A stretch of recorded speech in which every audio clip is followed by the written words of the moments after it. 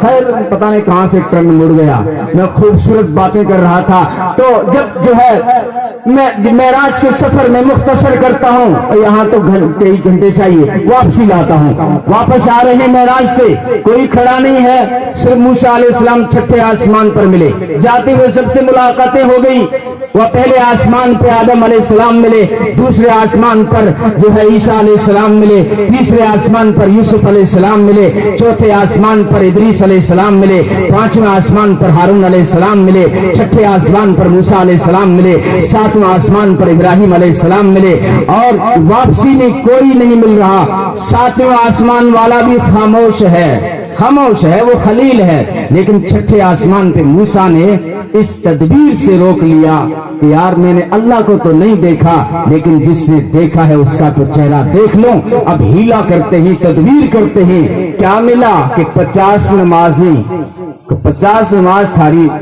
امت کو ان پڑھ پائے، جاؤ کم کرا کے آؤ، تو آپ کی امت 50 نمازیں نہیں پڑھ پائے گی، میری امت کو 2 ملی تھی وہ بھی نہیں پڑھی، تو تیری امت یہ 50 کہاں سے؟ ذوالفقار علی بھٹو نہیں تھا، اس نے مفتی محمود صاحب سے کہا تھا کہ اللہ اگر 50 رہنے دیتا تو ٹھیک تھا،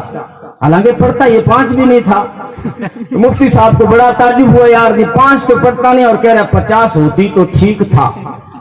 تو کیوں؟ مفتی صاحب نے فرمایا کیوں؟ کہنے لگا اگر 50 نمازیں ہوتی تو مولوی لوگ سارا دن نماز میں لگے رہتے، ہم آرام سے حکومت چلاتے، ہمیں ڈسٹرب صرف مولوی کرتے ہیں اور کوئی نہیں کرتا۔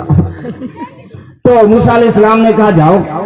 تاکہ بات جائیں اور کم کرا کے آئیں، اب گئے 9 چکر لگایا اللہ نے، 45 40 35 23 25 20 15 10 5 رہ گئی، موسیٰ علیہ السلام کا جی نہیں بھرا کہ جاؤ ایک بار اور جاؤ،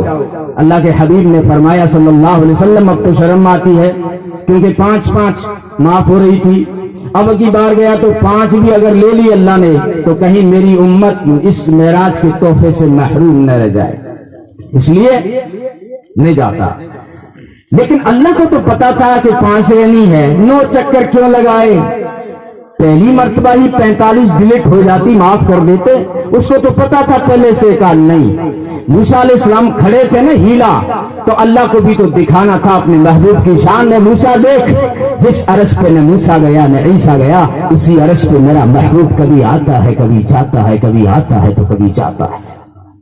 یہ معراج کا تحفہ ہے دوستو، آخری بات کہہ رہا ہوں، معراج کا تحفہ یہ ساری مجلس لے کے اٹھے۔ نبی پاک صلی اللہ علیہ وسلم فرماتے ہیں جب میں معراج کی طرف آسمانوں میں چڑھا، پہلے آسمان پہ پہنچا تو جو ہے فرشتے قیام میں کھڑے تھے، دوسرے آسمان پہ پہنچا فرشتے رکوع میں کھڑے تھے، تیسرے آسمان پہ پہنچا فرشتے سجدے میں کھڑے تھے، چوتھے آسمان پہ پہنچا فرشتے قعود میں کھڑے تھے، پانچویں آسمان پہ پہنچا فرشتے تسبیح میں لگے ہوئے تھے، چھٹے آسمان پہ پہنچا فرشتے تحلیل میں لگے ہوئے تھے، ساتواں آسمان پر پہنچا فرشتے تقدیس میں لگے ہوئے تھے، تو میرے جی میں ایک تمنا آئی، کاش کہ ایسی عبادت کوئی میری امت کو بھی مل جائے جس کے اندر ان ساری فرشتوں کی عبادت کا عکس ہو۔ تو اللہ تعالیٰ نے معراج پر نماز وہ تحفہ دیا ہے، اور رسول پور کے روشن ضمیروں کہ صرف فرشتوں کی ساری عبادت نہیں بلکہ ساری کائنات کا رس کھول کر اللہ نے نماز میں رکھ دیا ہے،